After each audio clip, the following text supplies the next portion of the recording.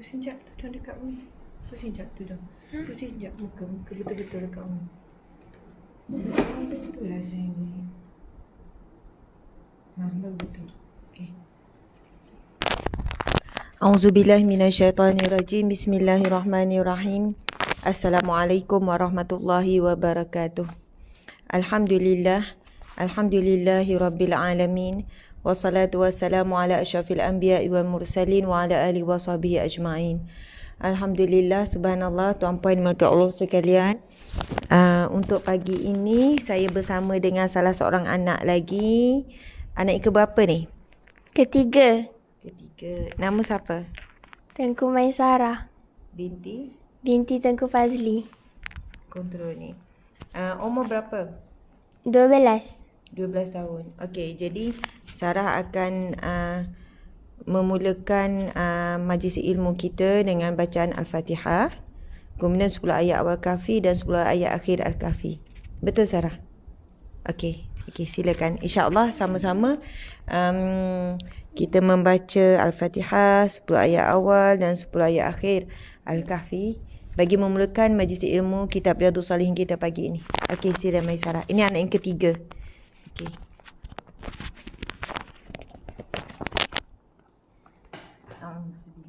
Tarik nak ni dulu. A'udzubillahi minasyaitonirrajim. A'udzubillahi minasyaitonirrajim. Bismillahirrahmanirrahim. Alhamdulillahi rabbil alamin. Ar-Rahmanir-Rahim. Maliki yaumiddin. Iyyaka na'budu wa iyyaka nasta'in. Ihdinas siratal mustaqim. Siratal ladzina an'amta 'alaihim ghairil maghdubi 'alaihim waladdallin.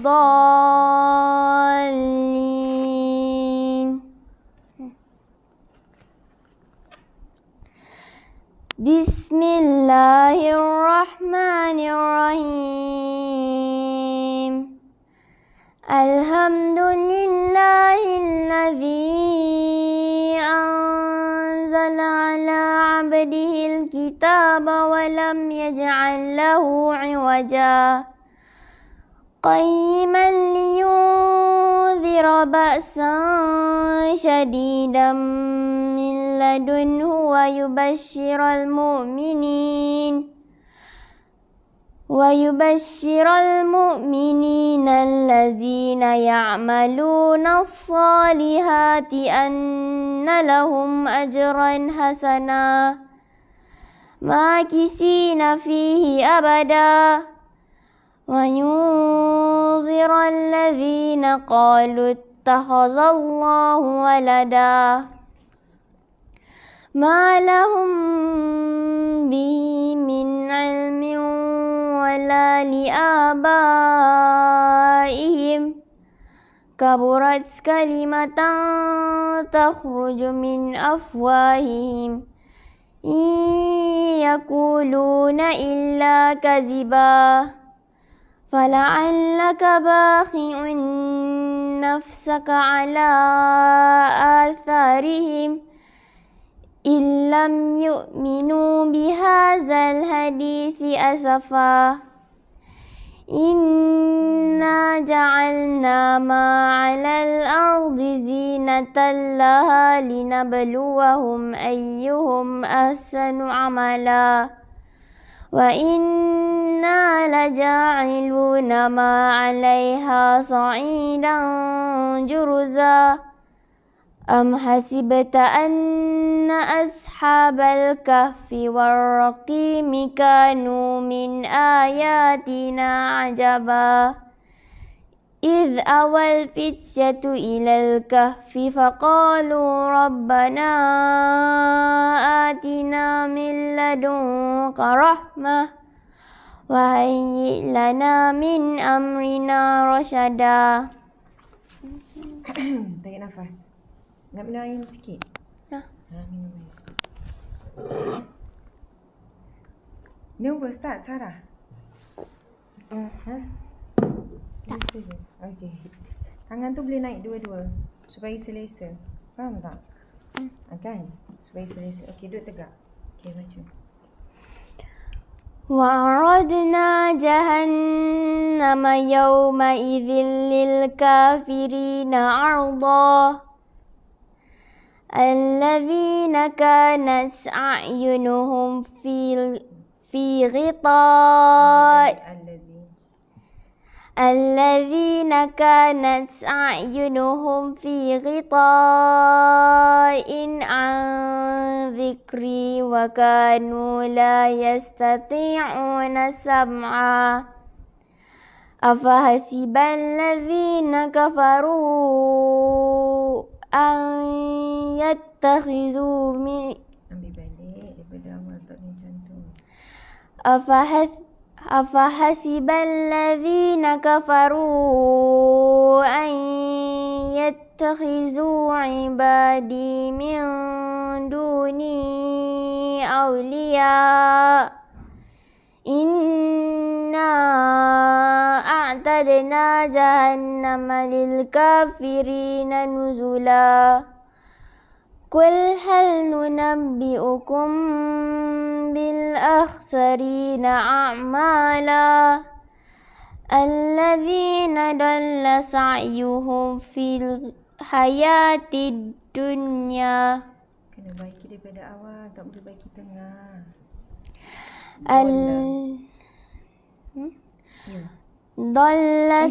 Daripada awal. الذين ضل سعيهم الذين ضل سعيهم الذين ضل سعيهم في الحياة الدنيا وهم يحسبون أنهم يحسنون صنعا أولئك الذين كفروا بآيات ربهم ولقاه. Kena ambil daripada awal. Faham kan, Sarah? أولئك الذين كفروا بآيات ربهم ولقائه فهبطت أعمالهم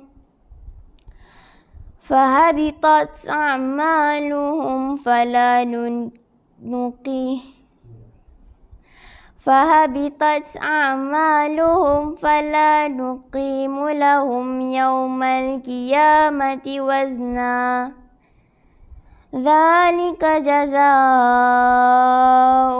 جهنم بما كفروا واتخذوا آياتي ورسله خزوا. Salah, tak ada lihi. Ambil. واتخذوا آياتي ورسلي هزوا. Lebih panjang. Warusuli huzwa.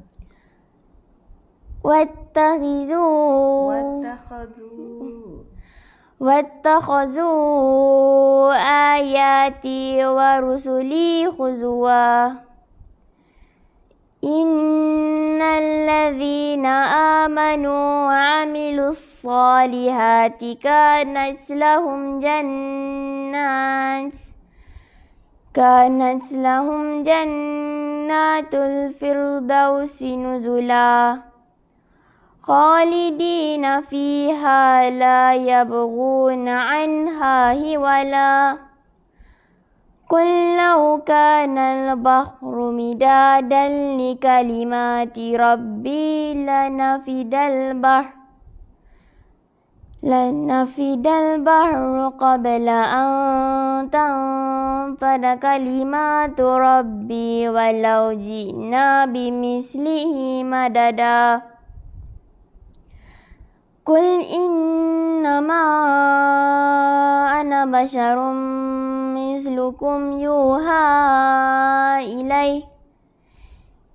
إلي أنما إلهكم إله واحد فمن كان يرجو لقاء ربي فليعمل عملا صالحا ولا يشرك بعباده ربه أحدا. Mana boleh sambung macam tu? Masya Allah. Kalau dah mesti kena ambil satu perkataan sebelum. Ambil falyamal.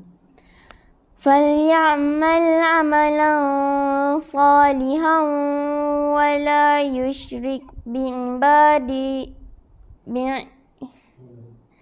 Bi'ibadati rabbihi. فليعمل عملا صالحا ولا يشرك بعبادة ربه أحدا. صدق الله العظيم. Kenapa Sarah? Baca kali kedua ni nervous ke?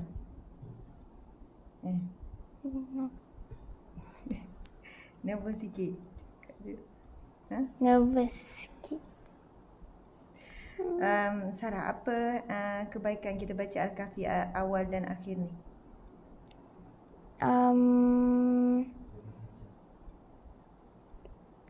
Kenapa kita beramal baca Al-Kahfi 10 ayat awal? Selamatkan kita dari Dajjal. Daripada Dajjal? Daripada fitnah Dajjal? Sekarang fitnah Dajjal dah ada? Yelah, Dajjal yang betul tu fitnah-fitnah kecil dah ada? Ada. Contohnya?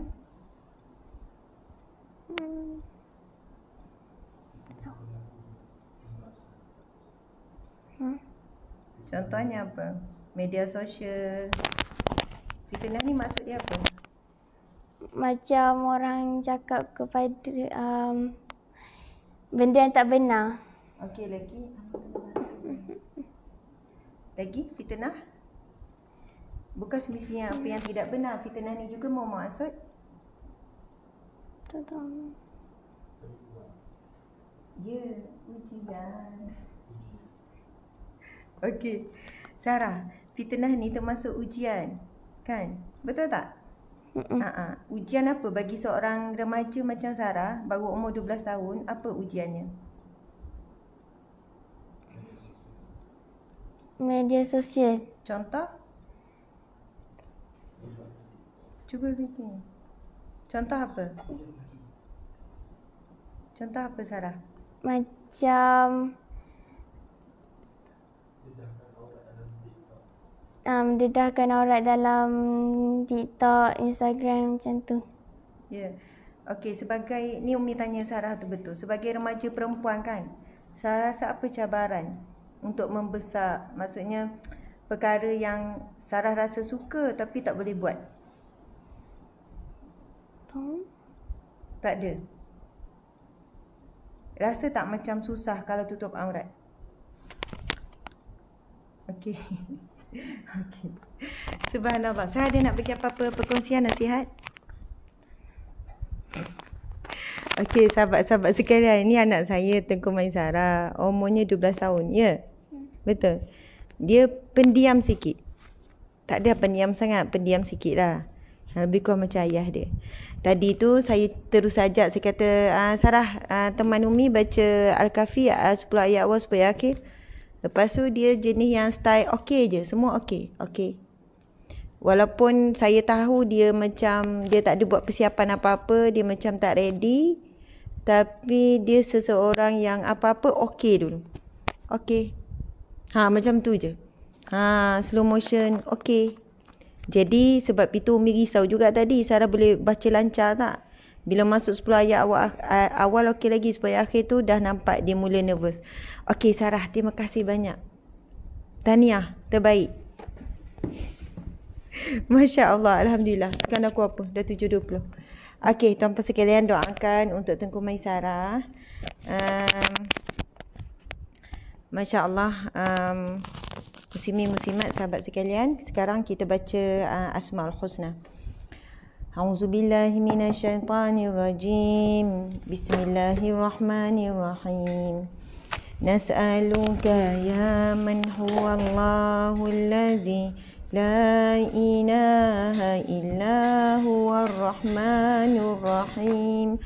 Al-Malikul Qudusus Sanamul Mu'minul Muhaiminul Azizul Jabbar Al-Mutakabbirul Khaliqul Bari'ul Musawwirul Ghaffarul Qahhar Al-Wahhabur Razzaqul Fattahul Alim Al-Qabidul Basitul Khafidul Rafi'ul Mu'izul Muzillul Sami'ul Basir Al-Hakamul Adl Al-Latiful Khabir Al-Halimul Azim Al-Ghafurul Syakur Al-Aliyul Kabirul Hafizul Muqit Al-Hasibul Jalil Al-Karimul Raqibul Mujibul Wasi'ul Hakimul Wadudul Majidul Ba'isul Syahid Al-Haqqul Wakil Al-Qawiyul Matin Al-Waliyul Hamid Al-Muhsil Mubdi'ul Mu'id Al-Muhyil Mumitul Hayyul Qayyum Al-Wajid Al-Majid Al-Wahidul Ahadul Samadul Qadirul Muqtadirul Muqaddimul Muakhirul Awwalul Akhir Al-Zahirul Batinul Walil Muta'alil Barut Tawwabul Muntaqimul Afu Ra'uf Al-Malikul Mulki Zul Jalali wal Ikram Al-Muqsitul Jami'ul Ghaniyul Mughniyul Mani'ud Dar An-Nafi'un Nurul Hadil Badi'ul Baqi Al-Warisul Rashidus Saburul Ladzi Laisa Kamislihi Syai'un wa huwa Sami'ul Basir Allahumma salli afdala salati ala as'adil makhluqati ka sayyidina Muhammadin wa ala alihi wa sahbihi wa sallim adada ma'lumatika wa midada kalimatika kullama zakaraka zakirun ghafala an zikrihil ghafilun. Alhamdulillah, subhanallah, muslimin muslimat imati Allah sekalian.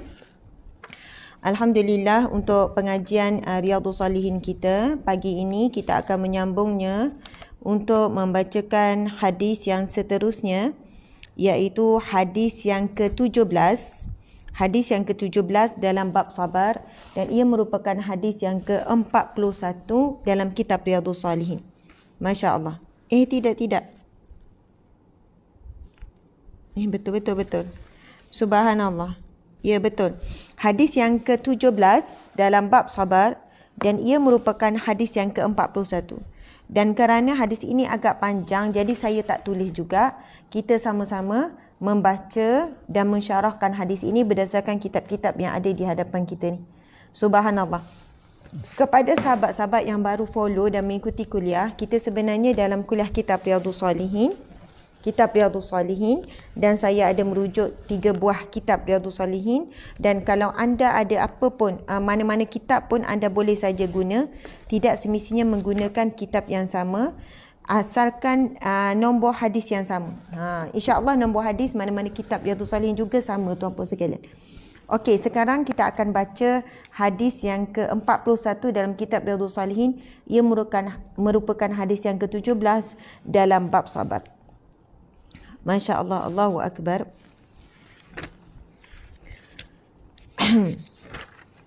Bismillahirrahmanirrahim.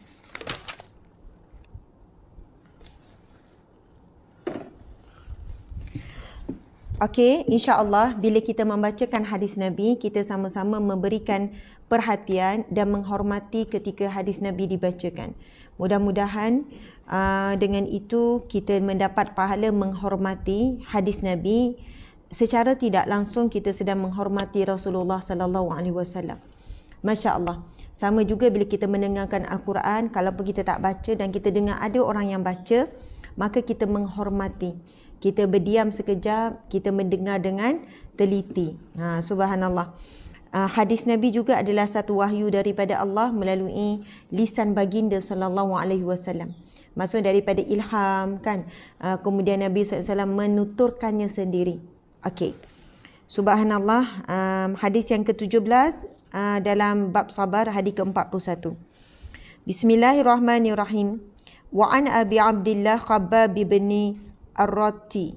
Khabbab bin Ar-Ratti qala radhiyallahu anhu qala syakawna ila Rasulillah sallallahu alaihi wasallam wa huwa mutawassidun burudatan fi zillil Ka'bah faqulna ala tastansiru lana ala tad'u lana faqala qad kana man qablakum yu'khadhu ar-rajul fayuhfaru lahu fil ard fayuj'alu fiha summa yu'ta bil minshar fayudha'u ala ra'sihi fayuj'alu nisfaini wa yumshatu bi amshatil hadid ma duna lahmihi wa 'azmihi ma yasudduhu dhalika an dinihi wallahi la yutimmanna Allahu hadzal amra hatta yasira ar-rakib min San'a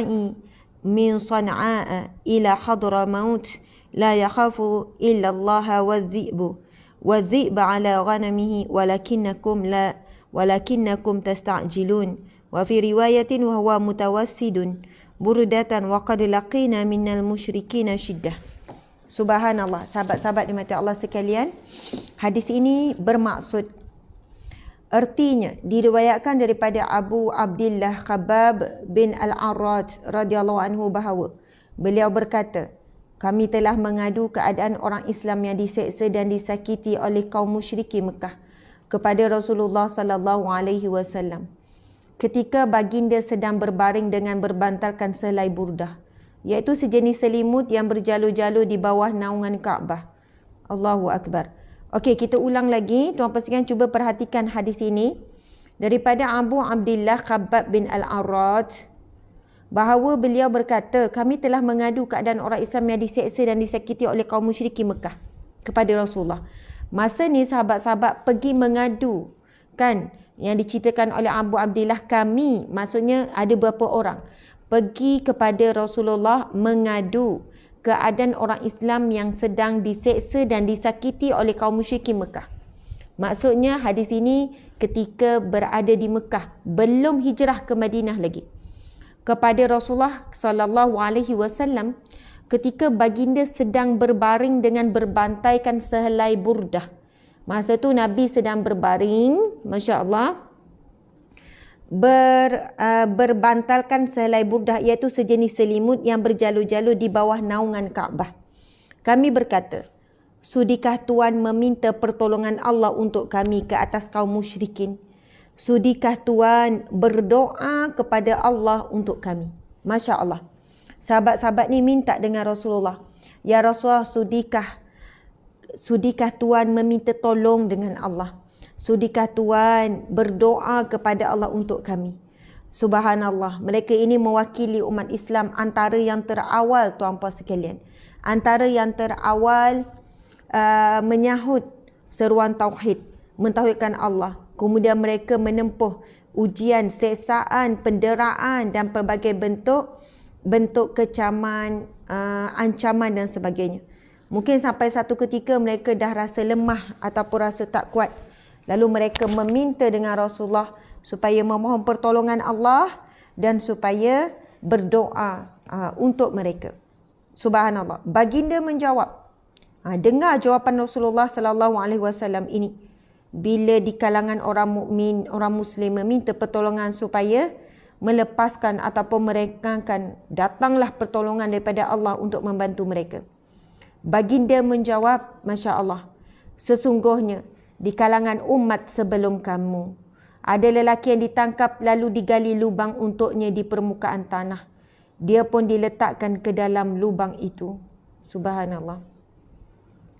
Kemudian dibawa gergaji dan diletakkan di atas kepalanya lalu dibelah dua. Dia juga diseksa dengan disikat badannya menggunakan sikat-sikat besi sehingga tanggal daging dan tulangnya. Tetapi semua itu tidak menghalangnya daripada terus berpegang teguh dengan agamanya.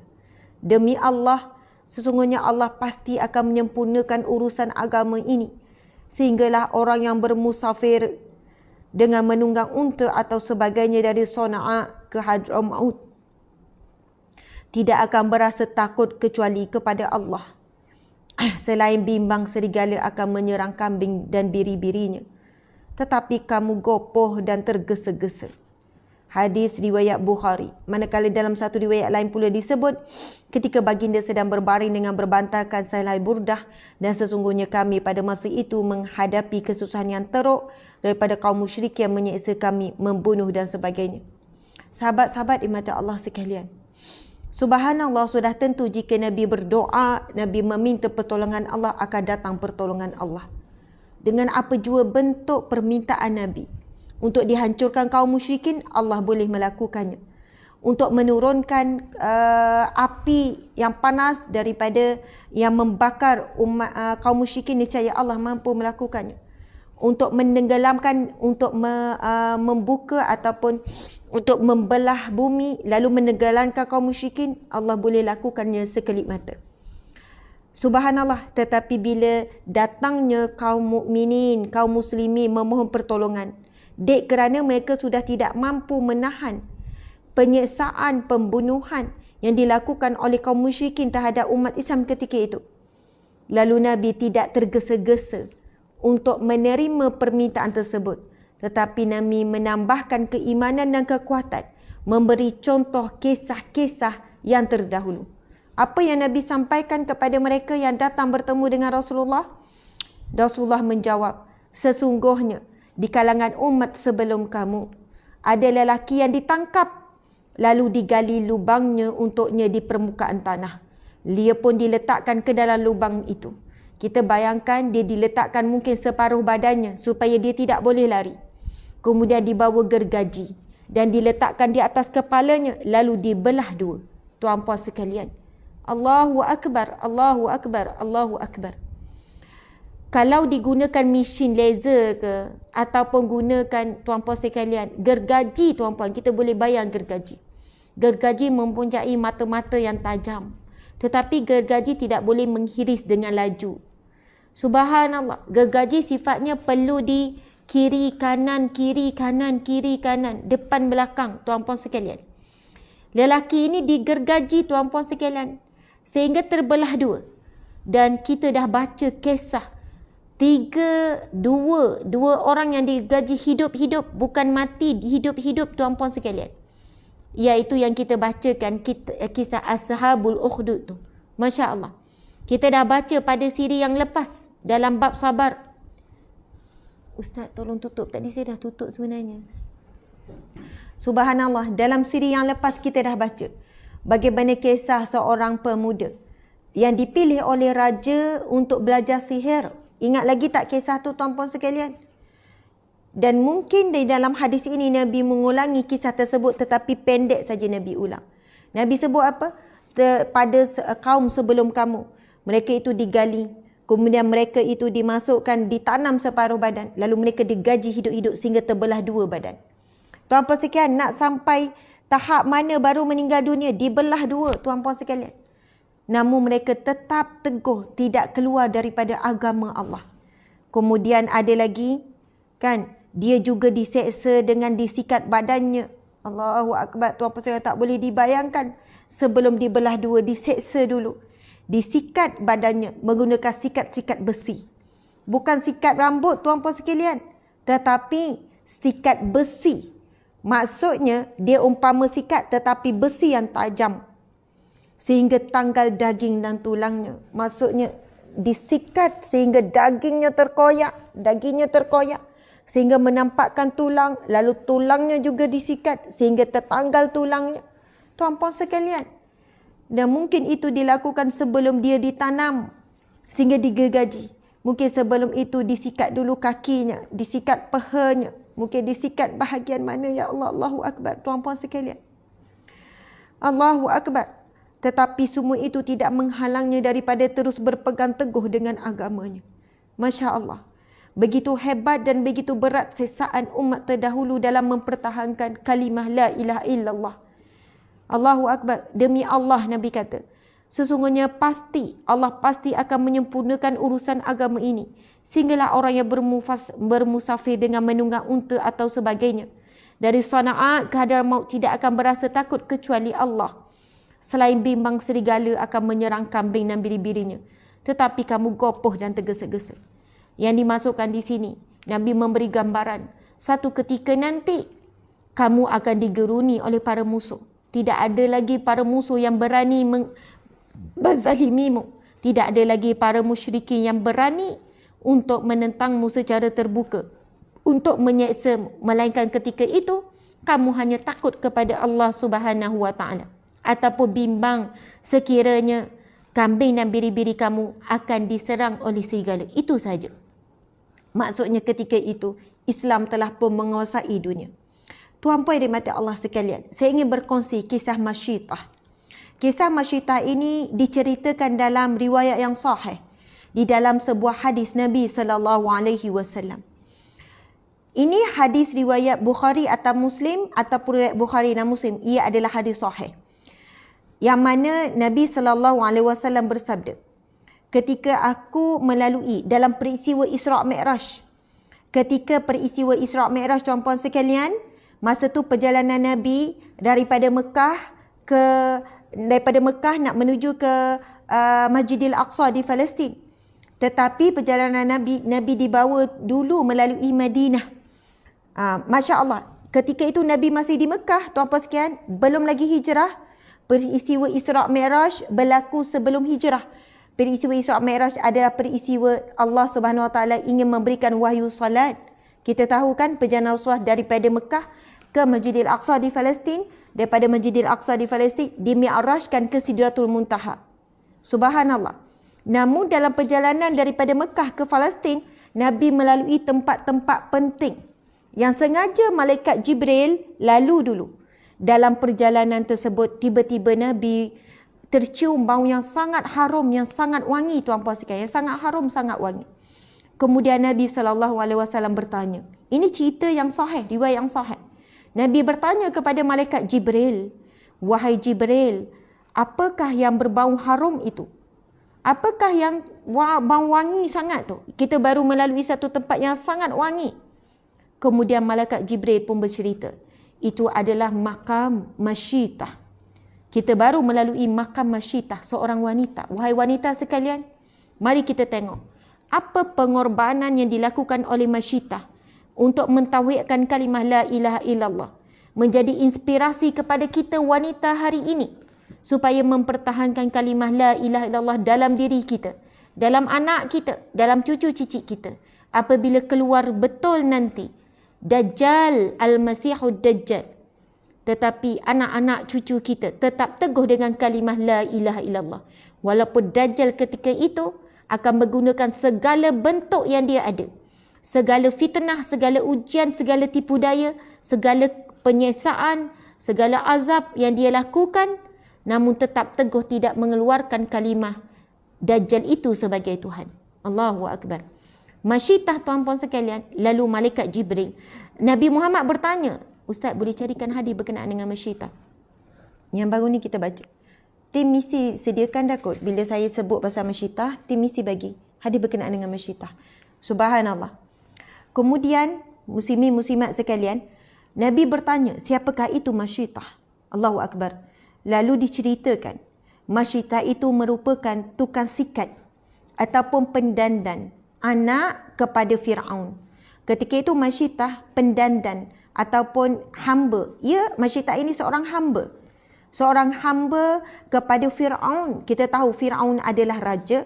Fir'aun adalah pemerintah yang sangat zalim, yang sangat kejam, yang sentiasa menggunakan rakyat dia untuk membesarkan, meluaskan kekuasaannya, untuk membina binaan sehingga kan rakyatnya mati kebuluran, rakyatnya mati terseksa, kerja yang berlebihan, tidak ada rehat, tidak ada makan, dan ia sangat zalim, tuan-puan sekalian.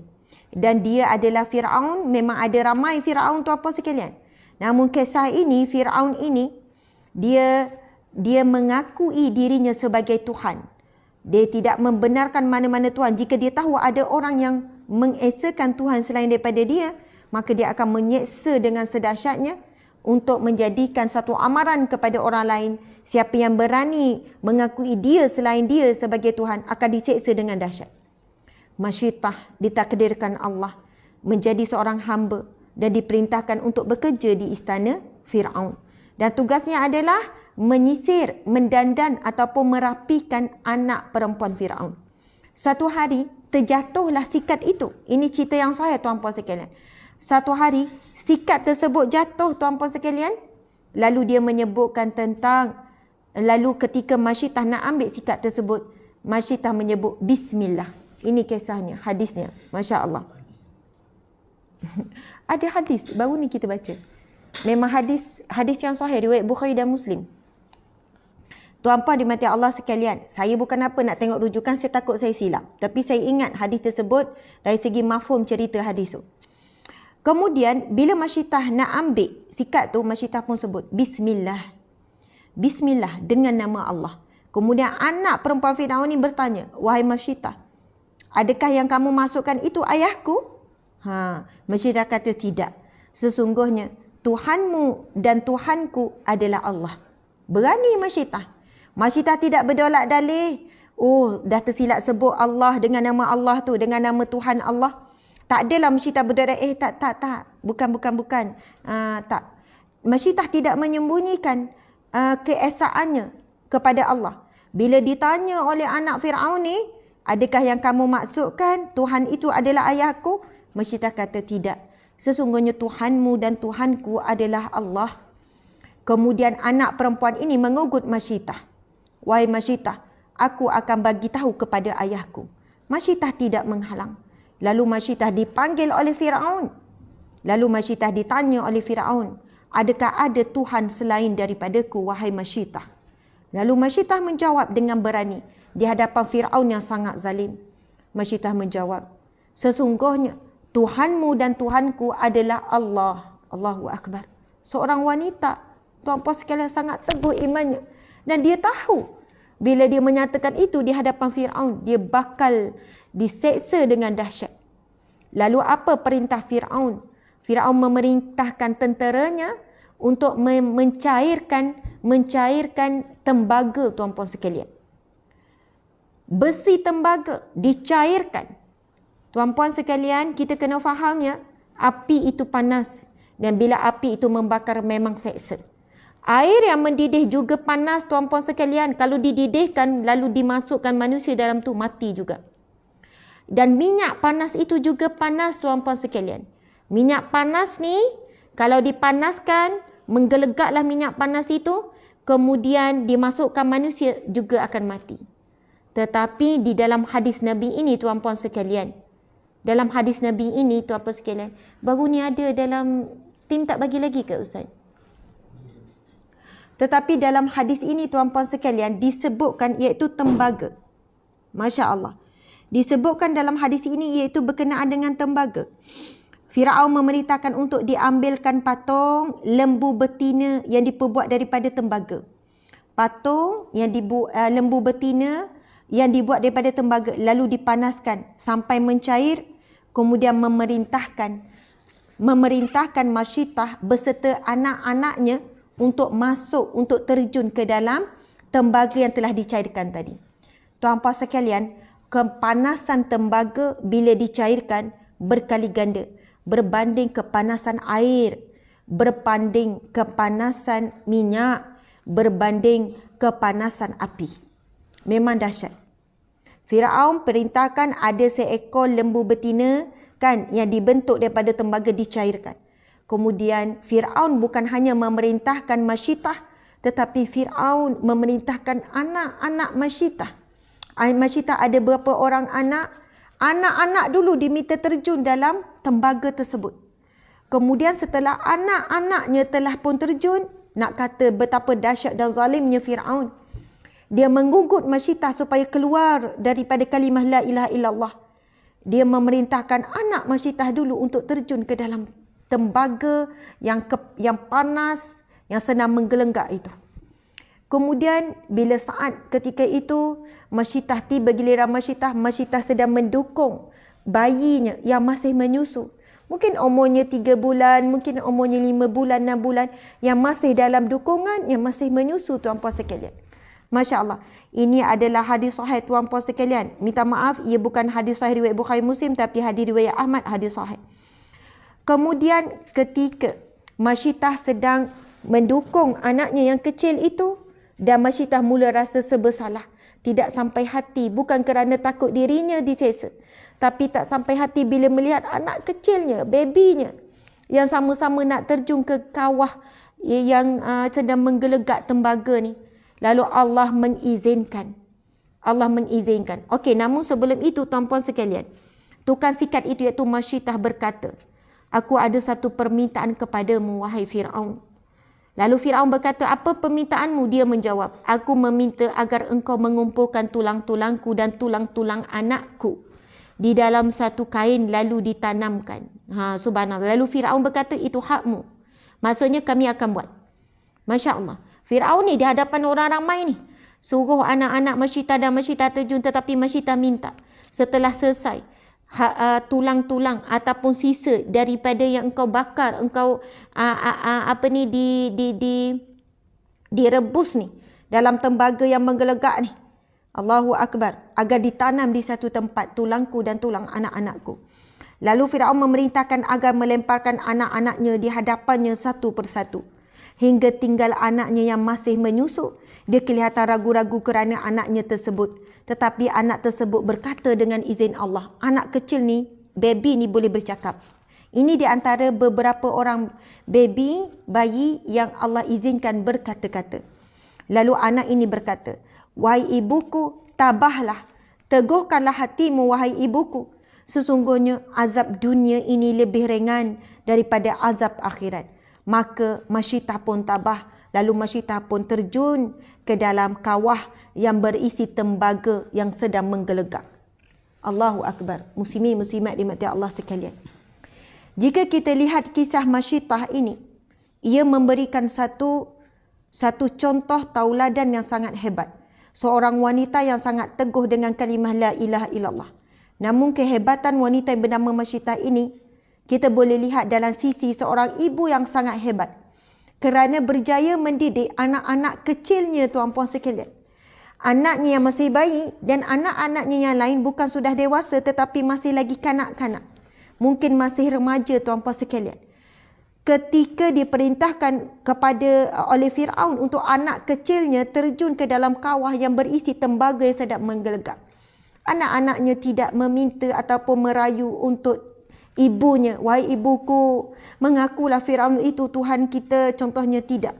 Maksudnya hebatnya Masyitah ini bukan hanya dia saja, tetapi anak kecilnya juga, anak-anaknya juga sangat teguh berpegang dengan kalimah la ilaha illallah. Allahu Akbar. Sebab itu bila saya baca kisah Masyitah ini, ya Allah, hebatnya Masyitah ini mengorbankan dirinya untuk menjadi satu kisah tauladan untuk wanita kita hari ini. Dan apa anak kecilnya jawab ketika Masyitah ragu-ragu nak terjun ke dalam kawah tersebut? Masyitah jawab apa tuan-puan sekalian? Anak kecil jawab apa? Wahai ibuku, sesungguhnya sesaan di dunia ini lebih ringan daripada sesaan di akhirat kelak. Tuan-puan sekalian, ujian yang kita tempuh hari ini tidak seberat ujian Masyitah. Melihat depan mata seorang demi seorang anaknya mati dalam keadaan terseksa dalam kawah yang menggelegak dengan tembaga cair. Ujian kita hari ini untuk mempertahankan agama kita. Subhanallah, untuk solat, untuk tutup aurat, apa halangan kita? Kita tidak ada halangan untuk tutup aurat hari ini, melainkan nafsu kita sendiri. Kita tidak ada halangan pun untuk bangun pada waktu malam, untuk bertahajud, untuk bangun solat syukur, untuk memuji Allah, untuk baca Al-Quran, melainkan nafsu tidur kita sahaja. Melainkan aircon yang sangat sedap, melainkan kipas yang sangat sedap, melainkan selimut yang sangat sedap. Ujian kita adalah nafsu. Lena yang panjang, angan-angan yang tidak berkesudahan, makan yang terlebih kenyang. Tuan-puan sekalian, Kita tidak ada halangan pun untuk berpuasa pada siang hari.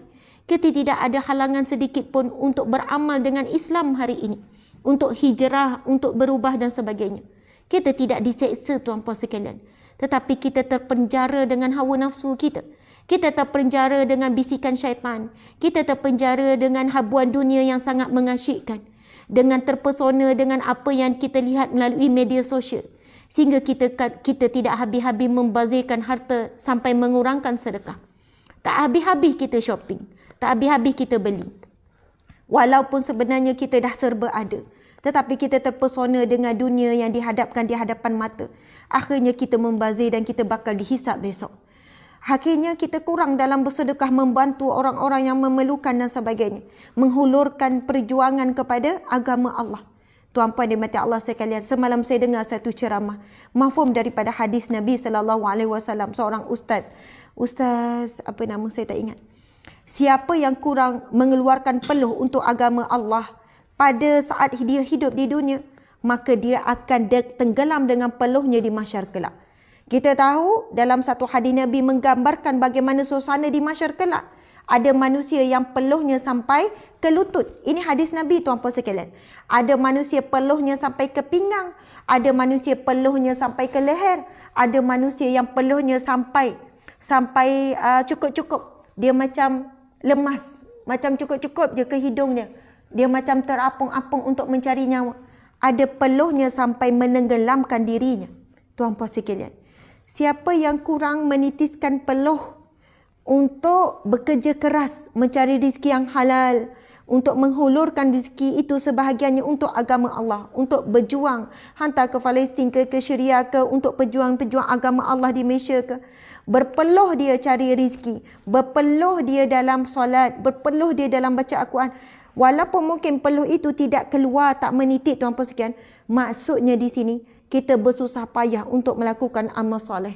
Bersusah payah tuan-puan sekalian untuk tolong orang susah. Bersusah payah untuk tolong masa-masa banjir sekarang di Sabah. Tuan-puan sekalian, saya bila tengok gambar-gambar saudara Islam kita yang bukan Islam di Sabah sekarang. Mereka itu memang orang dah susah. Hidup memang dah selalu lapar. Jarang-jarang kenyang tuan-puan sekalian. Tengok kemusnahan yang mereka hadapi. Bukan rumah saja yang musnah. Bahkan seluruh isi rumah musnah.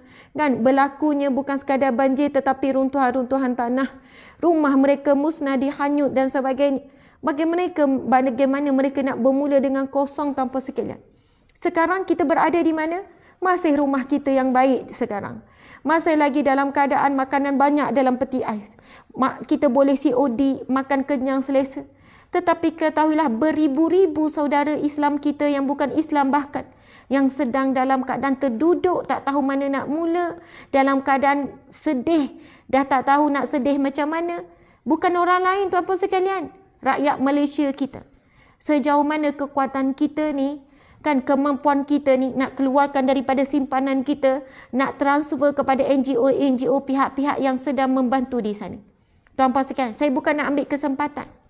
Saya kan semalam saya diingatkan oleh hamba Allah, Ustazah, berhati-hatilah, jangan sampai timbul fitnah bila bersedekah, bila bagi infak, jangan menunjuk-nunjuk, ibarat macam itulah. Saya bukan sekali dua tuan-puan sekalian dikatakan saya ni menunjuk-nunjuk.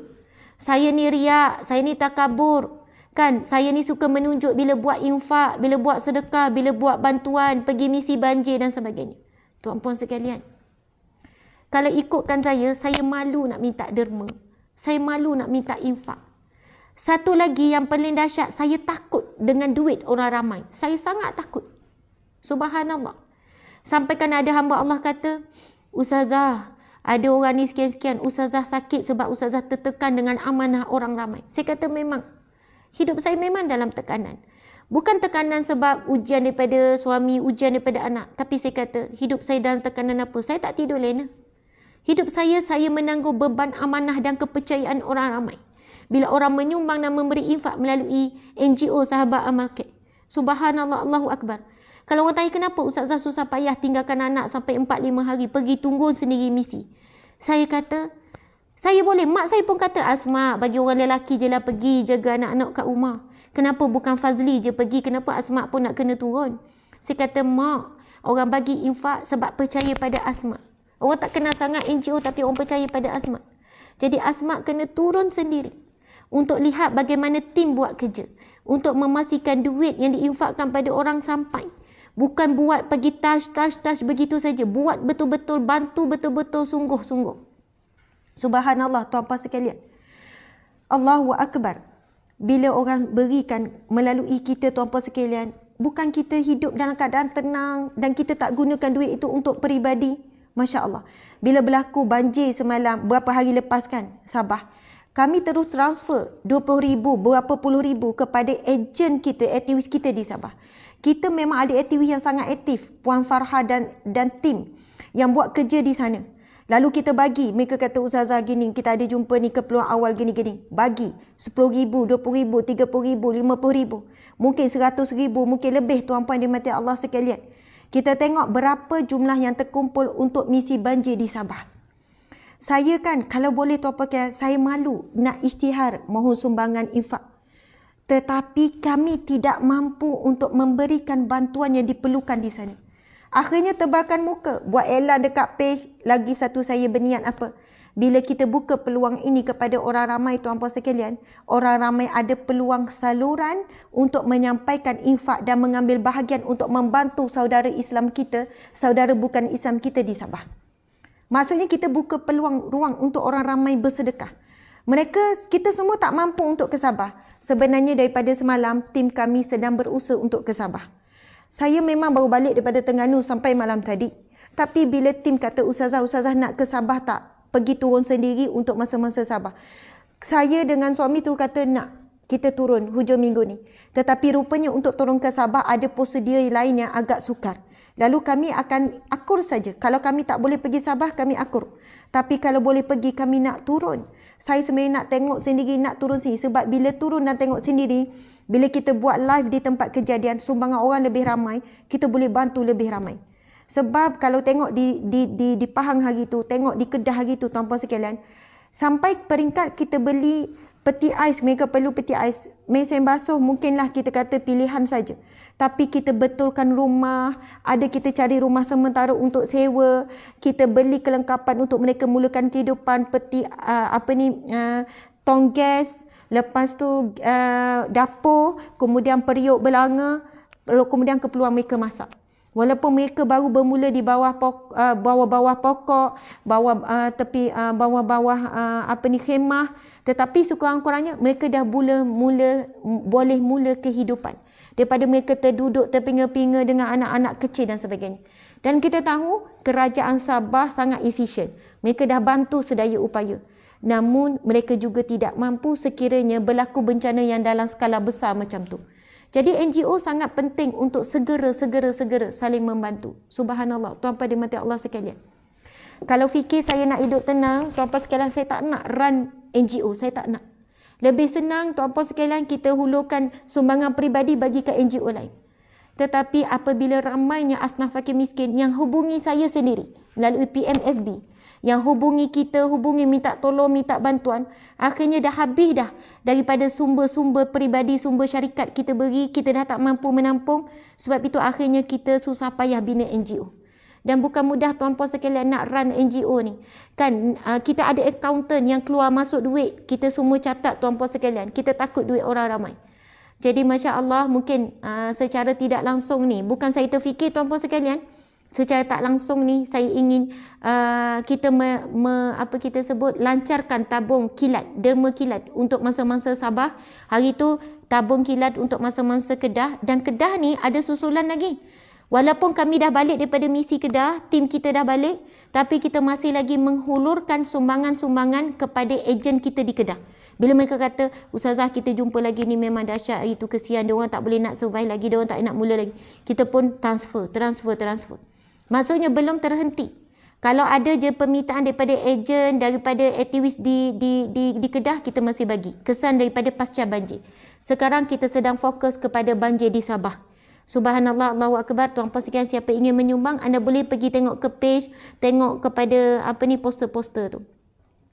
Jadi tuan-puan sekalian, barang siapa saya pergi kepada tadi yang tidak mengeluarkan peluh, bersusah payah hidup di dunia untuk akhirat, maka dia akan berpeluh di padang mahsyar kelak. Sehingga peluhnya itu mungkin sampai ke lutut, mungkin sampai ke pinggul, mungkin sampai ke mungkin melebihi daripada dirinya sampai dia berenang-renang dalam lautan peluhnya.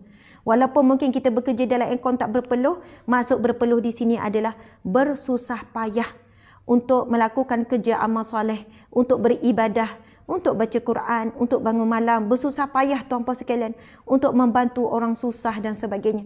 Mudah-mudahan kita bukan golongan yang akan berpeluh-peluh di mahsyar kelak, ibarat seperti matahari berada sejengkal dengan kepala. Allahu akbar, Allahu akbar, Allahu akbar, walillahil hamd. Tuan-puan sekalian, sekadar itulah perkongsian pada hari ini. Saya mohon maaf salah dan silap, kekurangan dalam penyampaian dan sebagainya. InsyaAllah kita akan menyambung kuliah kita. Jangan lupa pada pagi besok tuan-puan sekalian, siri yang ke-55 dah tak silap saya tuan-puan sekalian. InsyaAllah mudah-mudahan mendapat manfaat daripada perkongsian. Hari ini tuan-puan sekalian, kita nak menjalankan atau nak hidupkan agama Allah, nak melaksanakan perintah Allah, kita tidak ada halangan melainkan hawa nafsu kita sendiri sahaja. Masya Allah, Allahu Akbar. Mudah-mudahan kita kuat teguh dan kita tutup sikitlah dengan bacaan doa. Bismillahirrahmanirrahim. Allahumma ya muqallibal qulub, sabit qulubana ala dinika wa ala ta'atika. Ya Allah yang membolak-balikkan hati, tetap teguhkanlah hati kami. Tetap teguhkanlah hati kami di jalanmu ya Allah. Ala dinika. Ya muqallibal qulub, sabit qulubana ala dinika wa ala ta'atika ya Allah.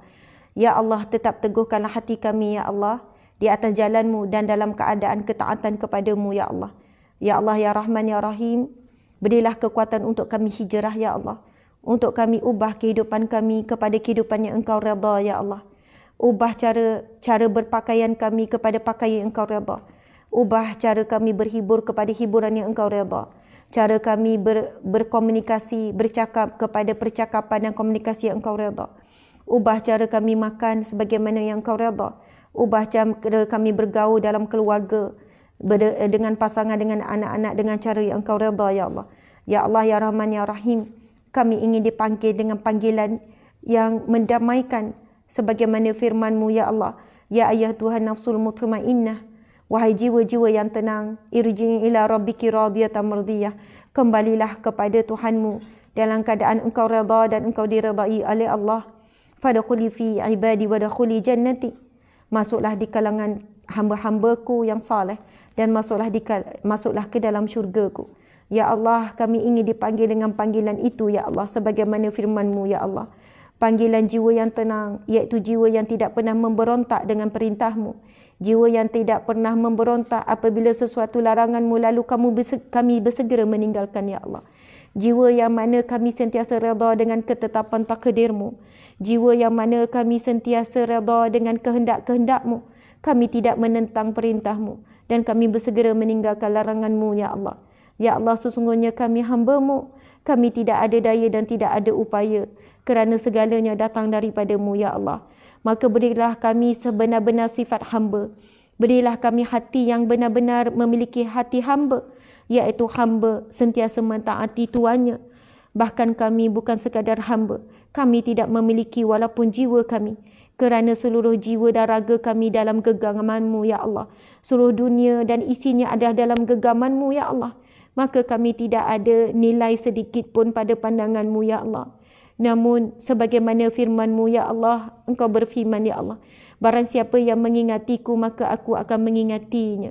Ya Allah, dengan kami mengingati, berzikir mengingati-Mu, lalu Engkau akan mengingati kami ya Allah.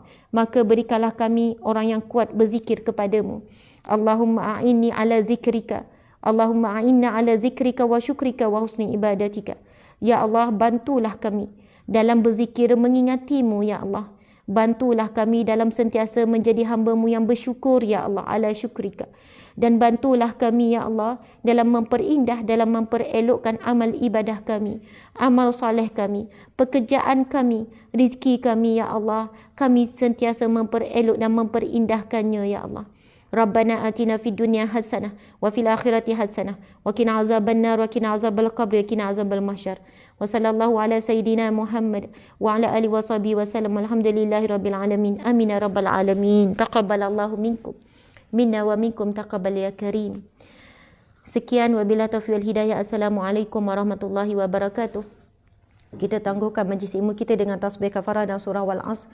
Bismillahirrahmanirrahim. Subhanakallahumma wa bihamdika asyhadu an la ilaha illa anta astaghfiruka wa atubu ilaih. Bismillahirrahmanirrahim. Wal as innal insana lafi khusr illa allazina amanu wa amilus solihat wa tawasaw bil haqqi wa tawasaw bis sabr. Sadaqallahul azim. Amin ya rabbal alamin. Subhanallah.